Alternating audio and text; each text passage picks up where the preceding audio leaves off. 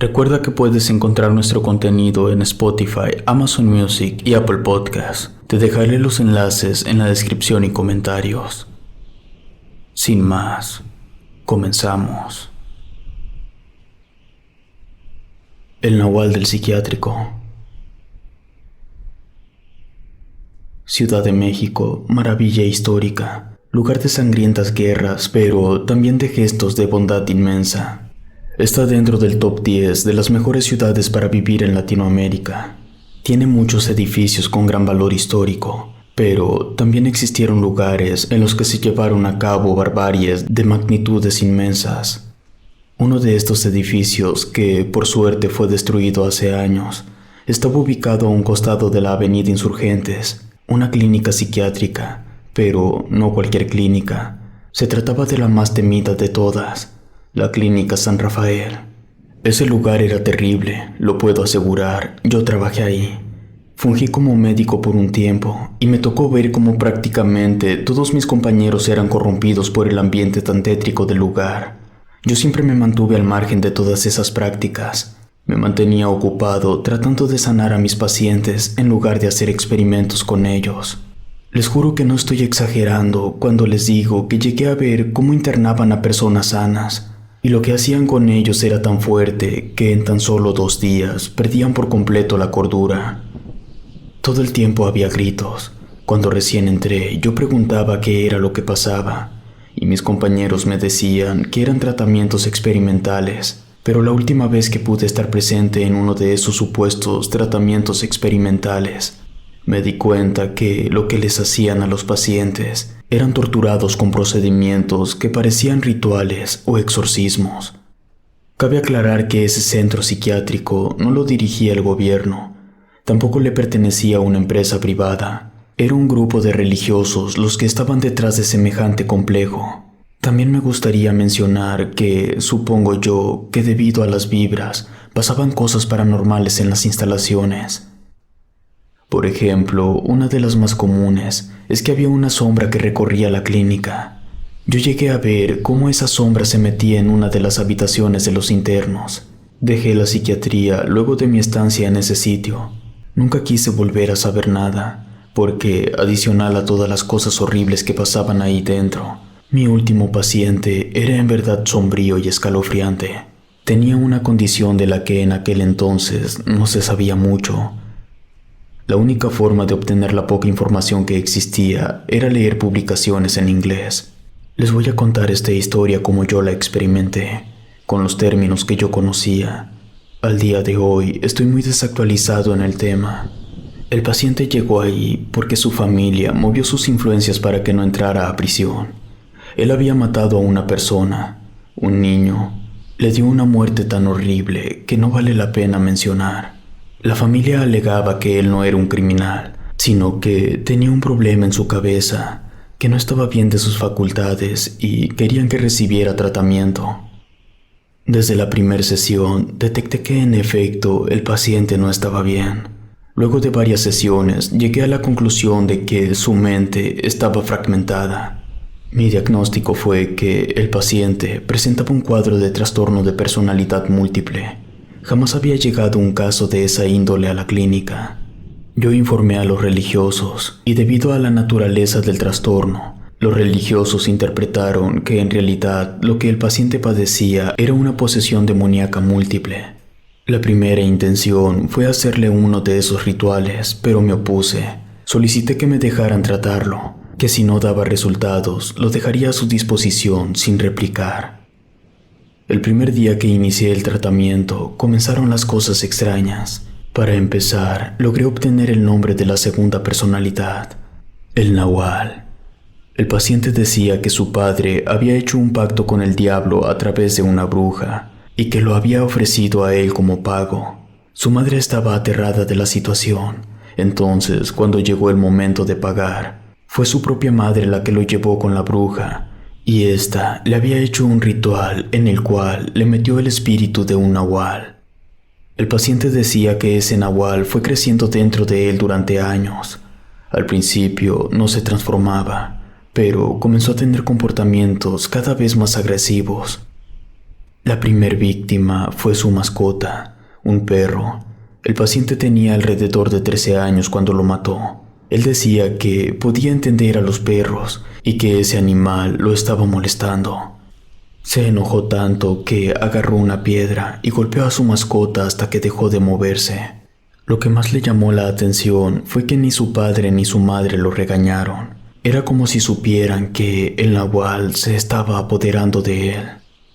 Su siguiente víctima fue su hermano menor. Eso había ocurrido unos meses antes de que fuera internado con nosotros. El paciente decía que, luego de eso, sus padres tuvieron que encadenarlo y sujetarlo con grilletes en su cuarto, porque, después de su hermano, fue precisamente debido a que probó la sangre que empezó a tener ligeras transformaciones parciales.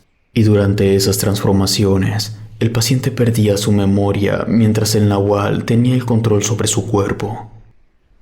Poco tiempo después, el miércoles 5 de agosto del 2009, según el paciente, sufrió una transformación parcial mayor. Fue suficiente para que pudiera liberarse de las cadenas y los grilletes.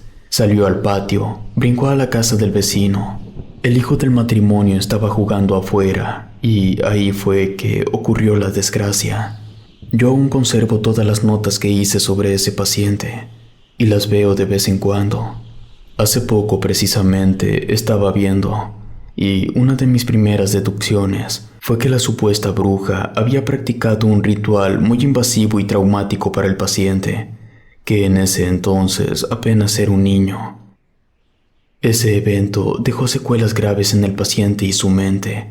Con tal de encontrar una manera de protegerse de esas terribles memorias, creó una personalidad agresiva que fuera capaz de proteger al huésped en caso de estar expuesto a alguna otra situación como la del ritual. Entonces, con el avanzar del tratamiento, surgió algo que jamás me esperé. Atestigué cómo el paciente cambió de personalidad. Yo estaba en sesión con él, hablando sobre el incidente que lo había llevado a internar, buscando alguna forma de que recordara algo, cuando de pronto se quedó paralizado. Dejó de parpadear, dejó de respirar. Yo me alarmé y entonces volvió en sí, pero ahora era otra persona. No se trataba del nahual. Desde su expresión, noté que se trataba de alguien tímido. Yo le pregunté quién era y me respondió con una voz que nada tenía que ver con la del huésped. Era un niño con el que yo estaba hablando en ese momento. Era una tercera personalidad, y hablando con él resultó ser el niño que el nahual había asesinado. La conversación se tornó espeluznante, porque esa personalidad del niño sabía todos y cada uno de los detalles de la vida del niño real. Conocía los nombres de los padres, tenía recuerdos de navidades y cumpleaños. Sabía todo. Eso pudiera tener sentido si el huésped hubiese tenido una relación extremadamente cercana con su víctima. Y aún así, sería muy complicado tener esa cohesión de recuerdos. Literalmente, me sentía como si estuviera hablando con un muerto, porque yo había leído el expediente de ese niño. Parte de mi trabajo era intentar averiguar por qué el huésped podría haber tenido motivos para matar a ese niño. Lo que más me ponía incómodo era que la personalidad del niño estaba consciente de que había muerto. Era algo escalofriante. La personalidad del niño me agarró confianza. Se empezó a manifestar cada vez con mayor frecuencia, hasta que una tarde, mientras estaba en tratamiento con el huésped, sus ojos, de la nada y de forma repentina, se pusieron en blanco.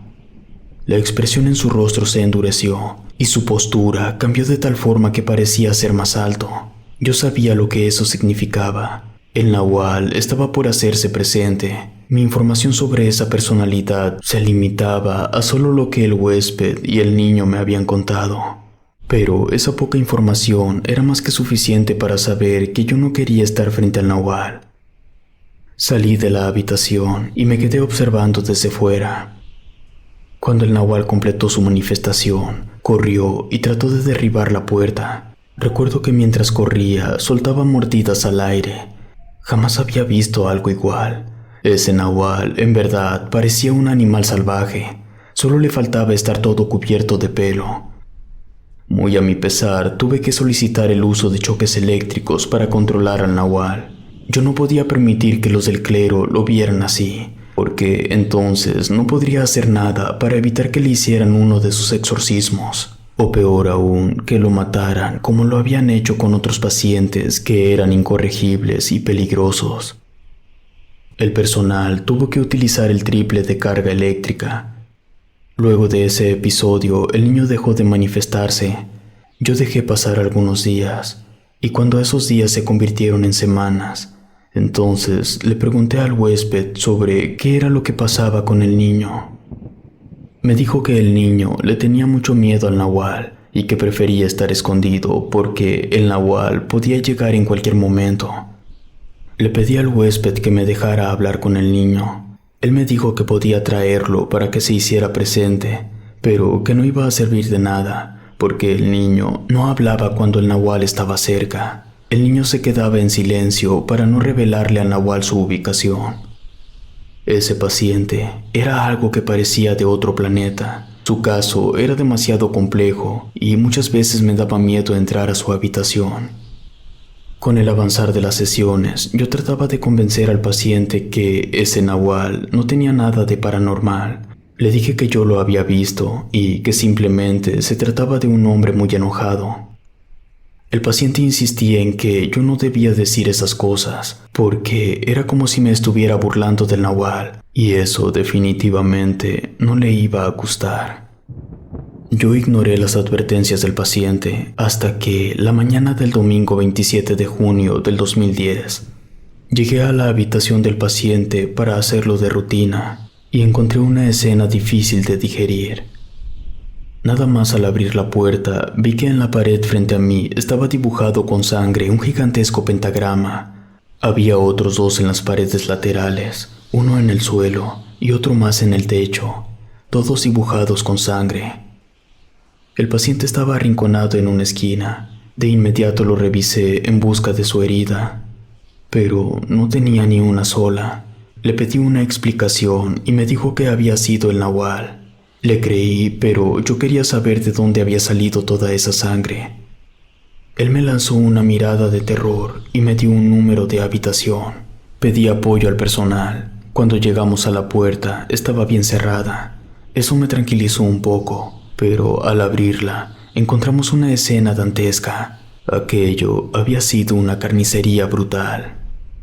Un rastro de sangre iba desde el cadáver hasta una pequeña ventana. Ninguna persona cabía por ahí. Todos sabíamos que debíamos manejar el asunto con completo hermetismo. No se podía saber. Yo me limité a volver con mi paciente y exigirle una explicación.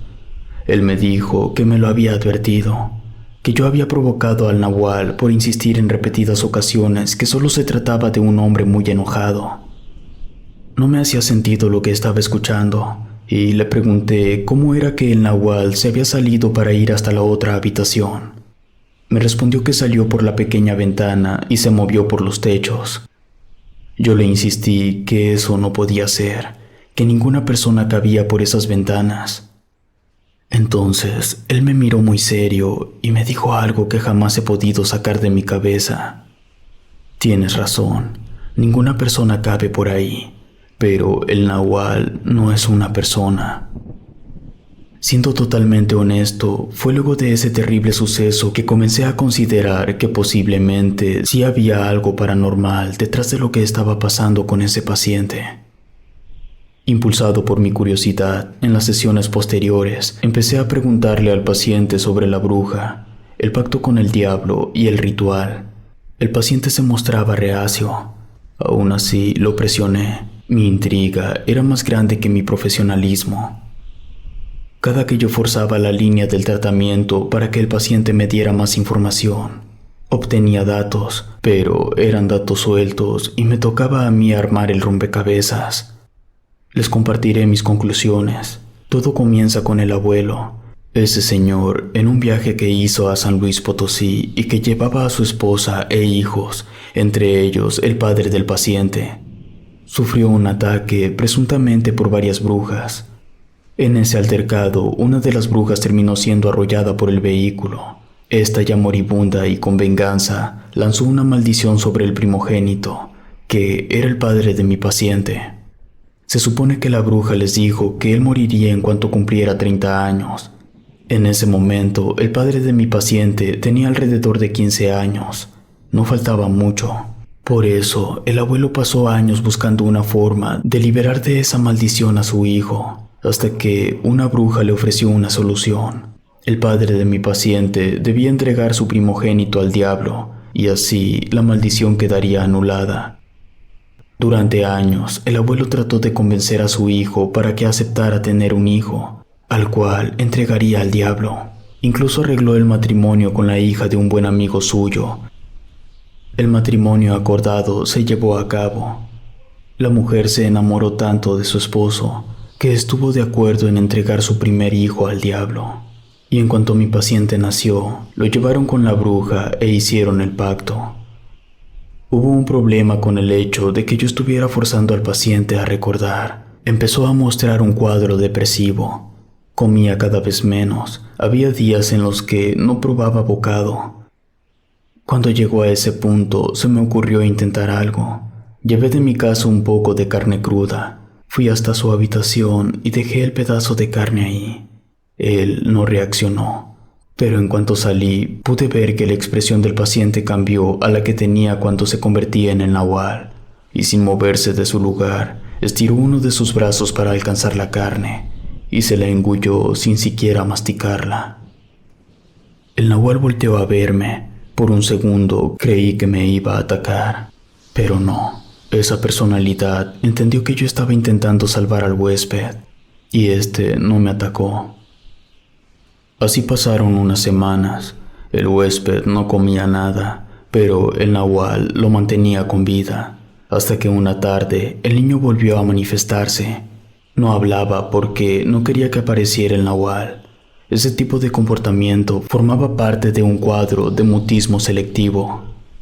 Aún así, logré establecer una comunicación con el niño. Yo le daba dulces a cambio de que él me entregara un dibujo. Pasaron los meses y yo fui juntando esos dibujos. La situación y la ubicación de tales dibujos siempre eran diferentes, pero algo se repetía en todos. Un ser de 3 cabezas. Era la representación del paciente. Lo más peculiar es que la cabeza del huésped siempre la dibujaba triste.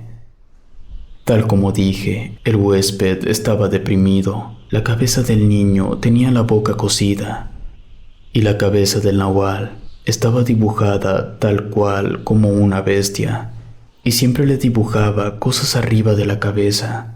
Y yo analizaba más y más dibujos. Me di cuenta que esas cosas que el nahual tenía arriba de su cabeza eran alucinaciones. Eso, sumado al comportamiento extremadamente agresivo y letal, me daba un cuadro de esquizofrenia. Entonces, yo tenía un paciente con 3 personalidades. Cada personalidad tenía un padecimiento mental.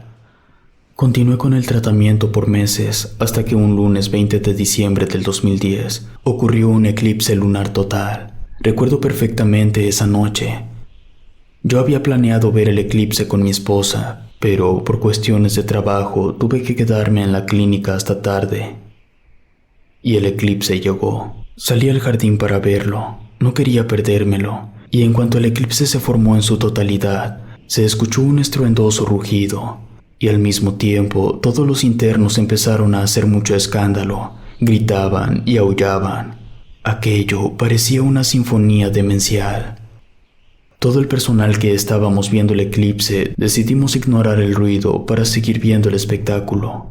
Pero luego escuchamos que algo reventó. Todos volteamos en todas direcciones porque no sabíamos de dónde venía el ruido. Yo y otros 2 pudimos ver cómo una criatura iba saltando por los techos. Inmediatamente le dijimos a los demás que voltearan, pero nadie más alcanzó a mirar. Todos volvimos adentro para revisar las instalaciones. Fuimos de área en área y de habitación en habitación, hasta que llegamos a la habitación de mi paciente. Al abrir la puerta, no estaba. La pequeña ventana estaba rota. Buscamos al paciente por todos lados, pero nunca apareció.